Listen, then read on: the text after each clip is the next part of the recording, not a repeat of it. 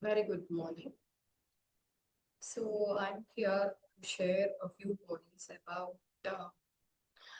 the subject, which is very important when it comes to English literature. And the subject or the course is literary criticism.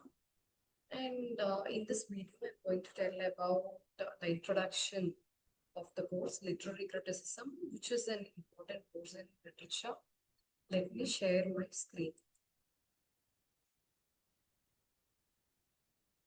So, when it comes to introduction to literary criticism,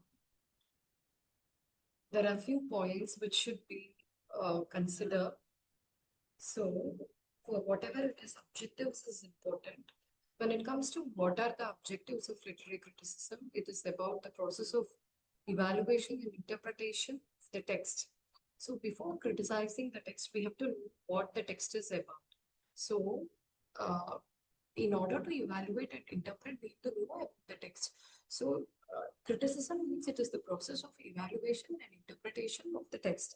And moreover, when we criticize a work, it tells about what literature is, what it does, and what is its worth. Whether the piece of prose or poetry or fiction is worthy, and what it does to the society, what it does to the public, and what exactly is literature. So everybody, if when you go on to criticism, you will know about how the piece is, and it helps to understand the relationship between authors, readers, and literary texts. So this will help as a guide or a connector between the author and critic.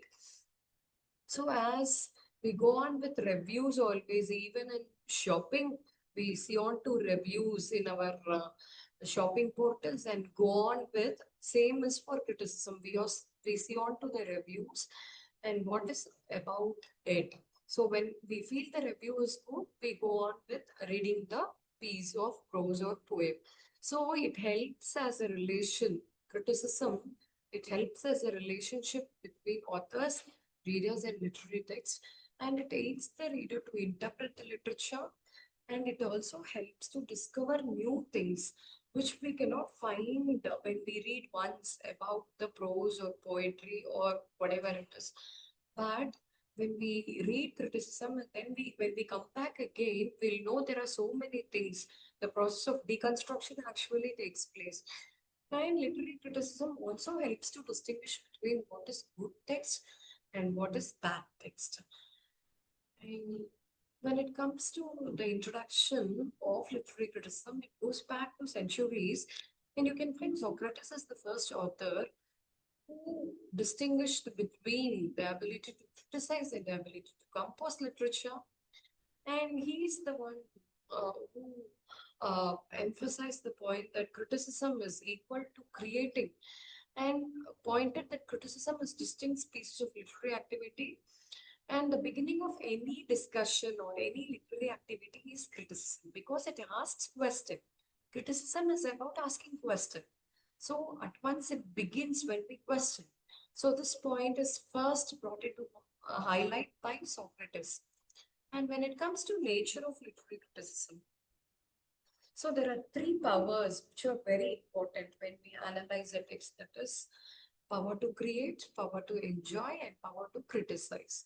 So we are given a power when we deal with criticism, when we critique a work. It is the power to create. We create a work keeping the raw material, and we enjoy reading it and criticizing it is also the main criteria which helps other readers to forego with. Criticism begins when literature begins. There are two kinds in which we can proceed criticism with when it is from general to particular or particular to general. When it comes to general to particular, it is like, I'll give you an example. You interpret about the nature, and then you come to romantic era. Then you come to all the romantic poets like Wordsworth, Coleridge, Shelley, Keats, Byron. That is from general to specific. When it comes to particular to general, it is vice versa. So it is like coming from the specific details about the romantic poets to how they are linked with the era and how they are linked to nature. So there are two kinds in which one can proceed with criticism. Functions of literary criticism. When it comes to functions, the main function, according to so many critics who formulated, it is to enlighten and stimulate. And a true critic is one who has sound knowledge of the subject and discover the qualities of beauty, power, depth, and significance. And one who finds out all this, really, they are good critics. And he is a pathfinder. A good critic is a pathfinder who finds out a path which is unknown to others, which is even unknown to the author. This is a different perspective. And when it comes to the object of analysis, which is object of criticism, which is analysis, interpretation, and evaluation of the text, which is already mentioned. And you can find when it comes to criticism, it is a shift from the emphasis on the author to the emphasis on the text. And when we criticize a work, now the author and other details are like totally hidden. And the criteria is there called historical criticism, where we go back to the history. But when it comes to general criticism, we criticize about the text, not about the author. And critic has to present facts. He shouldn't assume information which is totally against the nuances. He should present the facts, and he should be on to the study of mankind, study of nature. Then only he will know it. And the real aim of the criticism is to delve into the heart of work, to separate essential qualities of beauty, and distinguish between what is temporary and what is permanent. So I can say, when it comes to the key points of criticism, explaining what is there in the text in other perspective, unfolding, and illuminating are the three main duties of a critic. And they have to know about the book and how it helps us to know about it. So that is the main role of or functions of literary criticism. So, and when it comes to the role of critic, as I said, there are many roles which the critic has to carry out while doing criticism. And the etymology of the word critic goes to criticos, which means a person giving judgment. And it is not only applicable for literature, literary criticism, it is also applicable for cinema, fashion, theatre, etc. And you can find all criticism is fundamentally subjective and impressionistic, and then only it goes with objective analysis. First, we'll go on with subjective analysis, and you can find the person should have the ability to speak fluently when it comes to criticism. And language of high appeal and skill should be there, then only others will read it. And a good critic must possess sympathy, sensitivity, and insight. He should possess the human kind of, he should possess the human quality of sympathy, sensitivity, and insight. And moreover, he has to be impersonal and objective. When it comes to proceedings with the work, it should be impersonal and objective. How it reaches the critic is subjective mode, but he has to make it objective when he criticizes a work. And it molds the literary taste. You can find there is one main author who is behind the criticism, and its principles is Alexander Pope. And you can find Pope giving out the reasons that criticism is very important in literature, and the critic need to be humble, and he shouldn't presume to be far superior. And what he needs is good knowledge of books and humankind. And there is a beautiful adage which he gives out: criticism must write with fire, but judge with coolness. That is the main trait when it comes to criticism. And in this slide, I just don't want to complicate. I'm just giving about the main notable critics in the introductory chapter. It is Carolyn Spurgeon, who is a British author. You can find he is famous for his book on Shakespeare's imagery. And you can find Wilson Knight, who has done criticism on Shakespeare's language, direct traversy, on his last plays. His last plays, it is otherwise called Reconciliation Plays, which everybody knows. And some examples of the plays include Pericle, Cymbeline, etc. And you can find direct traversy.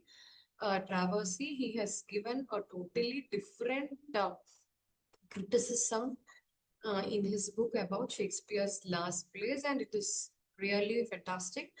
You can find another critic called Livingston Lewis, and here he criticizes and researches about the Coleridge's Kubla Khan.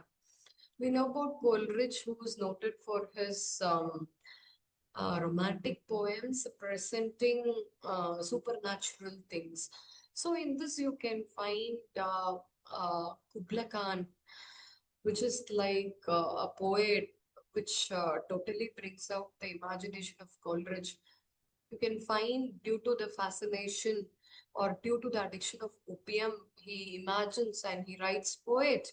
So he researches here, Lovis researches about Kubla Khan, and this is considered to be a beautiful piece of criticism. And at the beginning of chapter one, I like to say about the takeaways because the book is extensive, introduction is extensive, given a nutshell regarding it. You can find the takeaways are Aristotle is the first person to set out the rules of criticism. Fresh insight into the work of art is needed when it comes to criticism. And you should have the insight, you should have the interest, curiosity that you're going to criticize a book. It's not done just for a trivial issue or thing. It is done with utmost, it should be done with utmost care. And critics should avoid the value of judgment, shouldn't judge, and shouldn't judge or come into conclusion this is this. The critic has to give his viewpoints, and that has to be like objective. There shouldn't be like preconceived notions. This is like this is like that. A good critic contributes something of unique value, which makes other read the text. Nowadays, reading has become a cliche. But you can find due to like criticism, good criticism, people will start reading the books. And you can find is this aesthetic appeal should be there in all the work. So when it comes to aesthetics, the beauty to read that should be there. For that language should be proficient. For that insight should be there. And these are all the qualities which a critic should possess. So you can make use of this PPT for the introductory chapter of literary criticism, covering about the purpose, function, the role of the critic, and who are all the forefathers of literary criticism. And we'll meet in another lecture. Thank you.